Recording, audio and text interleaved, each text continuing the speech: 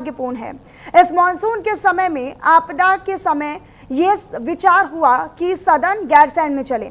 ये हमारी एक संभावनाओं और भावनाओं का केंद्र है। तो इसी बीच एक बड़ी जानकारी, दरअसल गैरसैंण में विपक्ष के हंगामे के बीच सीएम धामी ने बजट पेश किया है। ये बड़ी खबर आप तक हम साझा कर रहे हैं। उत्तराखंड विधानसभा के मानसून सत्र का आज पहला दिन है। सीएम पुष्कर सिंह धामी ने अनुपूरक बजट पेश किया है। करीब 5,000 करोड़ रुपए का यह अनुपूरक बजट पेश किया गया है। विपक्ष के हंगामे के बीच सीएम धामी ने बजट पेश किया है। ये बड़ी खबर आप तक हम साझा कर रहे हैं। तो देखिए, अनुपूरक बजट पेश किया गया है। हालांकि जो तय समय था 4 बजे का, उसी समय 5,000 करोड़ का ये जो पूरा बजट है, अनुपूरक बजट को पेश किया गया है। सीएम पुष्कर सिंह धामी ने अनुपूरक बजट पेश किया है। चाहे वो विकास कार्य हो या फिर शिक्षा से जुड़ा हुआ क्षेत्र हो, डेवलपमेंट यानी विकास हो, या फिर तमाम क्षेत्रों में यहाँ पर एक बड़ी सहूलियत अब सरकार और सरकार के खजाने से 5,000 करोड़ का ये बजट पेश किया गया है। करीब 5,000 करोड़ रुपए का अनुपूरक बजट अब पेश हो चुका है। गैरसैंण में मॉनसून सत्र का पहला दिन था और पहले दिन हालांकि विपक्ष ने भी जोरदार हंगामा किया, जिसकी तस्वीरें भी हमने आपको दिखाई थी। तस्वीरों में आपने देखा था कि विपक्ष किस तरीके से स्पीकर के रोकने के बावजूद, अपील के बावजूद भी अपनी मांगों पर अड़ा रहा और जमकर हंगामा और बवाल करता नजर आया। लेकिन विपक्ष के जोरदार बवाल और हंगामे के बीच भी सीएम पुष्कर सिंह धामी ने अनुपूरक बजट जनता के लिए पेश कर दिया है। उत्तराखंड की जनता के लिए ये बजट पेश किया गया है।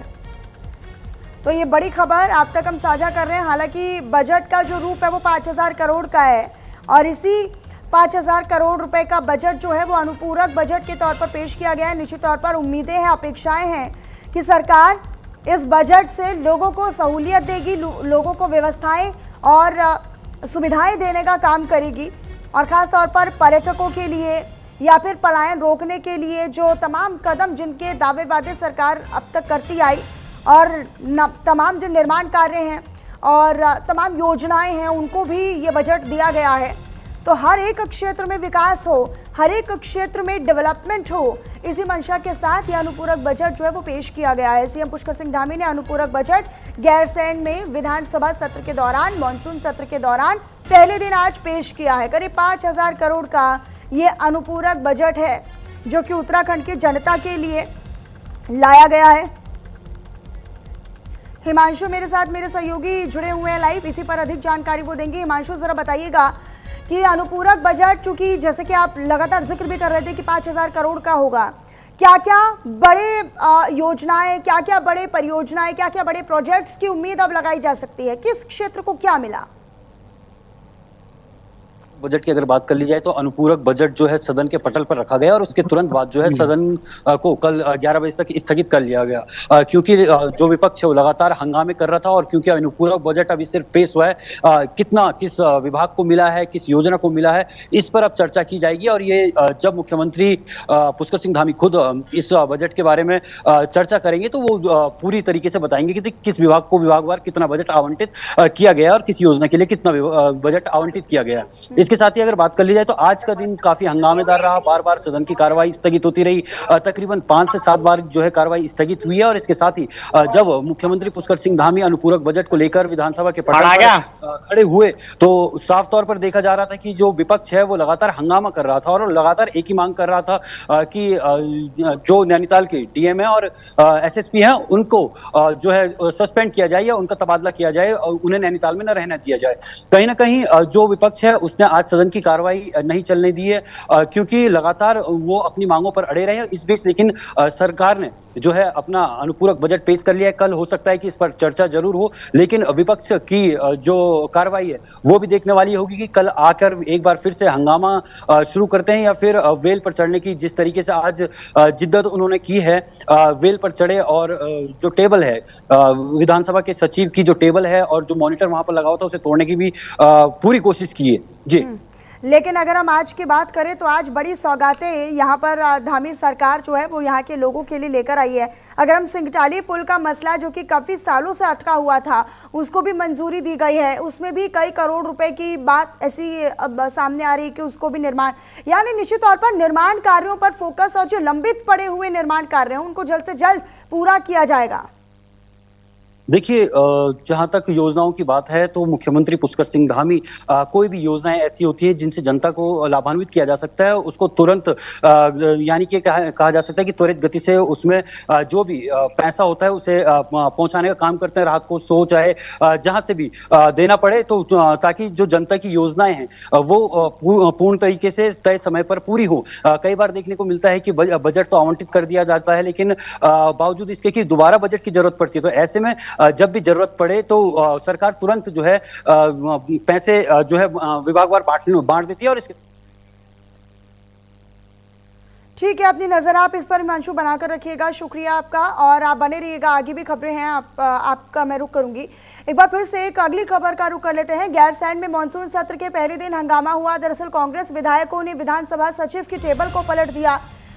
तो ये बड़ी जानकारी है। स्पीकर के समझाने के बावजूद भी, रोकने के बावजूद भी कांग्रेस विधायक नहीं माने, भी सदन में भारी हंगामा और बवाल होता रहा और इसकी तस्वीरें भी आई जो चिंता में डाल देने वाली तस्वीरें हैं। वो विधायक जिनको जनता विधानसभा चुन चुन कर भेजती है, ये अपेक्षा, ये उम्मीद करती है कि वो उनसे जुड़े हुए मुद्दे, उनके हितों से जुड़े हुए मुद्दे, विकास के मुद्दे, शिक्षा के मुद्दे पटल पर रखेंगे, विधानसभा में उन पर डिस्कशन होगा और फिर कोई समाधान होगा, लेकिन ऐसा नहीं हुआ। अपनी मांगों को लेकर कुछ वो अड़ता हुआ नजर आया। मत तोड़िए, आप सभी से निवेदन कर रही हूं। प्रॉपर्टी को नहीं तोड़िए, बहुत गलत बात है, बहुत गलत बात है। प्रॉपर्टी मत तोड़िए, बहुत आपकी प्रॉपर्टी है, उत्तराखंड की प्रॉपर्टी है, उत्तराखंड की जनता की प्रॉपर्टी है, आप मत तोड़िए उसको मत तोड़िए। उत्तराखंड की जनता के पैसे सदन में बहस होनी चाहिए थी, जो जनता के मुद्दे हैं उन पर बात होनी चाहिए थी, लेकिन विपक्ष ने जिस प्रकार से कानून व्यवस्था की धज्जियां उड़ाते हुए वो कानून व्यवस्था पर चर्चा करने की बात कर रहे थे और उन्होंने कानून व्यवस्था खुद ही अंदर तोड़ दी।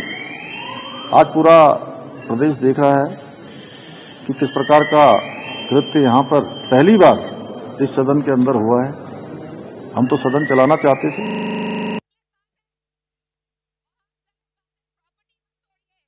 हिमांशु, आपका रुख करते हुए, ये विपक्ष के जो विधायक विधानसभा में आज करते हुए नजर आए, जिसकी अपेक्षा लोगों को कतई नहीं थी।